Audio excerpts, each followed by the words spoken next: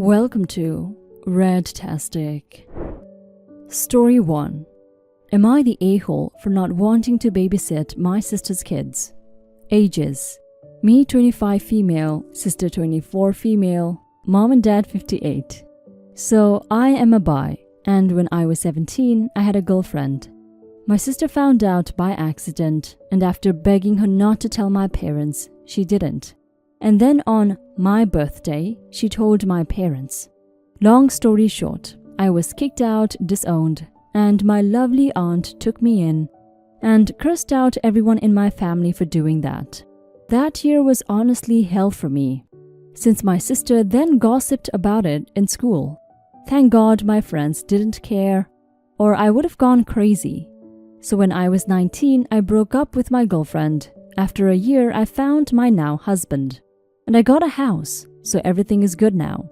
When my family found out I had a then boyfriend, they were happy I finally turned straight, which then made me yell at them and told everyone to never call me. So a few days ago, my sister called me like everything was okay and asked me to babysit her 2 kids. I declined immediately. She started begging me, saying that she needed to shop and needed a day off, and asked me why I was being so difficult. I told her that she was the one who made my 17 to 19 years difficult, and that she should F off and hire a babysitter. She then started yelling at me, saying that that was like 8 years ago, and that I shouldn't be holding a grudge, and then yapped about how family is family. I told her to hire a babysitter and hung up, and my husband supports me for doing that. But now my family has been calling me and saying I'm being unreasonable. Am I the a-hole? It's been like 8 years, so that's why I'm asking. Edit. She has apologized to me. Sorry for not adding that in. But it wasn't genuine. It was, sorry for doing that. You know I suck at secrets. As you noticed, we don't talk. To address some things. 1. When my life was finally on track and I had a happy life with my boyfriend, now husband, my parents reached out to congratulate me on being straight again. I told them to F off. My sister also reached out and we did talk before. She told me that she was sorry about it, and that I should have known secrets are not her forte. Which was a big lie, by the way. She waited till my birthday to tell my parents, because we didn't have the best relationship really. So I avoided her, and it's obvious she feels no remorse. I asked her if she felt any remorse, and she told me that she did the right thing, because I would not have become straight had she not made me cut off. So her calling me out of the blue was strange, since I hadn't talked to her for months really before. The reason I have not touched the block button is because I would rather be in contact just in case or an emergency happens. I don't really know why. Guess it's because I just want them to genuinely apologize. OP, you're not the a-hole for refusing to watch the kids of a sister you don't even have a good relationship with. A sister who had no problem betraying your trust by happily telling your secrets to your parents instead of covering for you. It's almost laughable how everyone suddenly wants to call you family after they kicked you out of the house over something as personal and unchangeable as your sexuality, treating you like you weren't part of the family at all. Keep your contact with them as minimal as possible. If your sister calling you out of the blue is any indication, this is likely just the beginning of more drama to come. Now for some comments. Not the a-hole. Babysitters aren't exactly asking for much more above minimum wage, last I checked. And I doubt anyone here will say you owe a person who took a sledgehammer to your life because they couldn't keep their damn mouth shut. Family is indeed family, but it ain't more important than yourself or the connections you have chosen to make, such as the one you have with your husband in my opinion, and is also a really goddamn shitty reason to force someone to help if that very same family is the one to cast you out. The blood of the covenant is thicker than the water of the womb and all. I think this leaving the door open for them thing is not great for you, OP, in terms of self-care. As long as you have hope that they will come around, they will continue disappointing me. A lot of people did come around, which is why the LGBTQ+ community has seen acceptance skyrocket in a historically short period of time, but many never will. There are still plenty of people who see an interracial couple and shake their heads. They believe they know how things are supposed to be, and they will cling to their supposed rightness like a rock in a storm. To them, it's romantic even. They see themselves as the last good people in an increasingly wicked society. Not the a-hole OP. I like how people like this only remember family when it's convenient for them. Apparently, your sister only remembered her family when she needed something, and not when you needed her help. Plus, I guarantee that she would have continued to use you as a free babysitting service whenever she wanted to go have fun. Like if you want to have fun and no responsibilities, then don't have kids. Geez, I hate people like your sister. Don't have kids if you're not going to take care of them. Sounds like she inherited that trait from your parents. They both can't take care of their kids. Ignore all of those toxic people. They're all hypocrites. The worst kind too. The ones who only remember who you are when they want something for them. If they can't accept every part of you, then they're not accepting of you in general.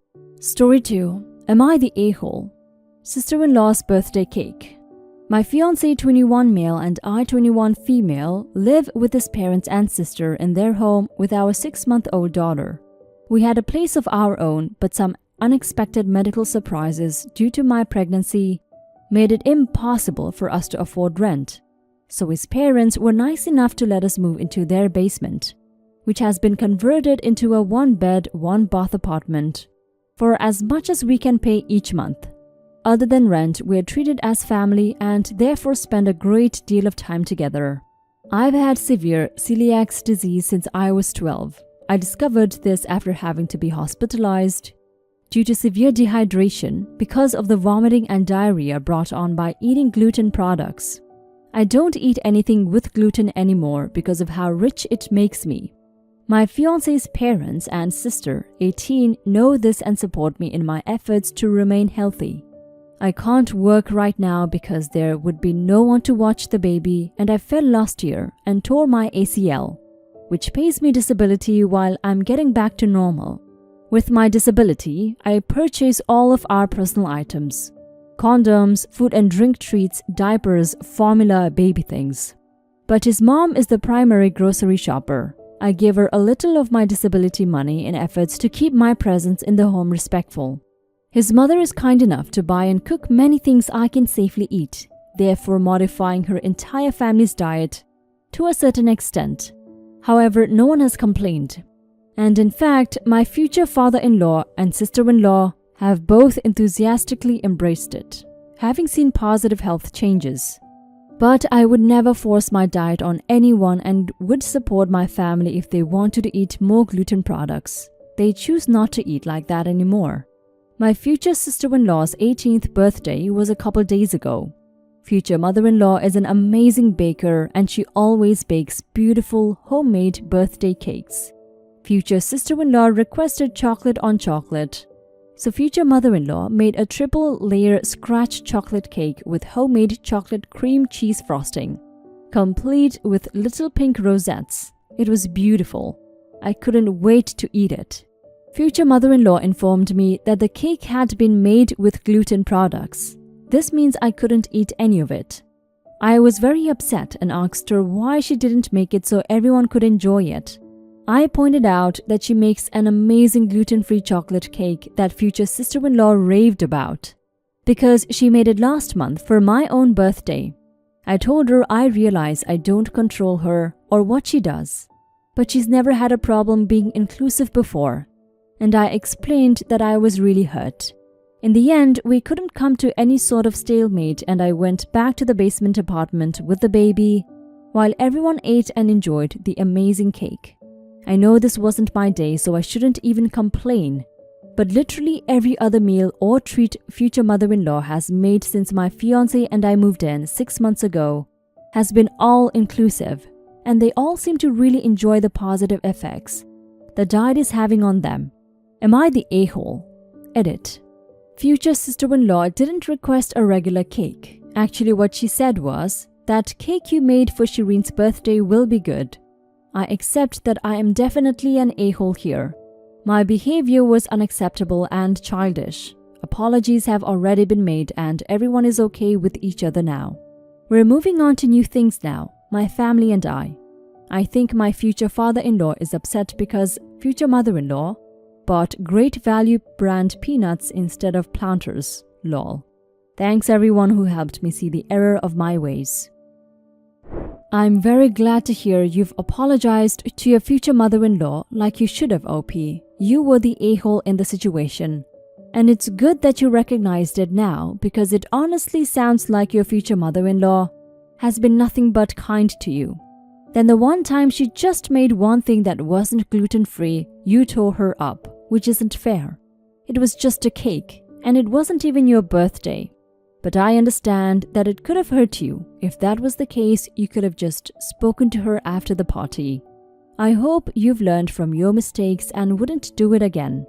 Now for some comments. You're the a-hole for confronting her on the actual birthday and sulking after. Obviously, you are very well supported and accommodations have consistently been made for your health, which is extremely kind of them. It sounds to me like future mother-in-law made a cake for the birthday and for whatever reason did not make it gluten-free. Okay, so you unfortunately can't have any. Being that they are so inclusive, I don't think it was a snub. You're the a-hole. With all due respect to your medical condition, it's not your birthday. It's not your cake. It's unreasonable to expect your unique needs to be the first and foremost priority of every item of food in the house and every special event. Gluten-free cakes are good in their own right, but compared to a traditional from-scratch cake, that's what the birthday person asks for. That's what they get. It's once a year. Diets be effing damned. You should keep a stash of treats you can enjoy just for occasions such as these. They go out of their way to accommodate you every other time. Back off on your future sister-in-law's birthday. You're the a-hole. I think you are confused because a gluten-free diet isn't necessarily a diet that provides benefits to people when they don't have celiacs. It is very nice of this entire family to adapt to your dietary needs, which, let's be honest, takes extra effort for your mother-in-law as she has to check everything she buys to make sure it's gluten-free. Also, she probably has to do some research on gluten-free recipes. This family too has given up eating food they probably like to eat, gluten-free food which never tastes the same as the original. Your future sister-in-law wanted a cake, and she probably wanted a cake that tasted good because it's her birthday. You can't throw a tantrum because one item in the last 6 months hasn't been gluten-free. Some people hate their mother-in-law, but this woman sounds super nice and you owe her a huge apology. Story 3. Am I the a-hole for making a low-effort meal for my vegan cousin? I had my family over for dinner a few nights ago and wanted to prepare something nice, since I really love cooking. This is the first time we've all gotten together since Christmas. And my cousin let me know in advance that she went vegan at the start of January as one of her New Year's resolutions. It's something she's talked about doing for a while, but she didn't make the jump until recently. I told her I would make sure there was food for her. One of my best friends got me a nice set of ramekins as a Christmas gift, and I decided to test them out by making some smoked salmon soufflés for dinner. I was a little nervous because I had never tried out this recipe before, but they turned out great. I also made a devil's chocolate cake for dessert. For the side dish, I put together a salad with lettuce, arugula, mixed berries, and a strawberry balsamic vinaigrette. It was really tasty, and I thought it would be a good idea to make enough so that everyone could have it as a side and my cousin could have a large portion for her meal. I also made sure to keep the dressing separate from the salad because I knew it had honey in it. My cousin said she appreciated that I kept her in mind, but that it seemed like her dinner was an afterthought, and that salad wasn't a meal on its own. She said if I had told her I was only making her a salad, she would have brought a dish of her own to share. This really rubbed me the wrong way because I feel like I did go out of my way to include her. Am I the a-hole? Now for some comments. Well, on the one hand, some people do indeed consider a salad to be a meal on its own. On the other hand, you did literally just give her a larger portion of what you were already serving everyone else as a side dish, so I can see her point of view. But you absolutely did not go out of your way to include her, as you were making the salad for everyone else. Anyway, if I read your post correctly, if you had made the salad purely for her and not served it to everyone else, I would agree with you, but the softest of you're the a-holes. You're the a-hole. 1. You told her there would be food for her, and all you provided was a salad that didn't even have that many ingredients. 2. You went to a huge effort for everyone else. You could have made everyone a less complicated dish and then made her something more interesting. Or kept the salmon dish but just put some effort into a dish for her. 3. I'm sure she would have preferred knowing you would only make a salad and would have preferred bringing something else to eat. You're the a-hole. A dumb a-hole. Not a malicious a-hole, I think. I get the impression you were well-intentioned, and if that's the case, this can be a learning experience. But a dressing-less side salad is barely even a salad, let alone a meal. You should have let her know ahead of time so she could bring something or eat before she got there.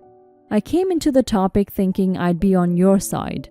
I make a lot of low-effort meals when I work late, but that's like rice and beans, with some spices, quinoa and mushroom broth with some veggies, or even just frozen junk food. Some leaves and fruit without any carbs or protein or even a dressing? What were you thinking, dude?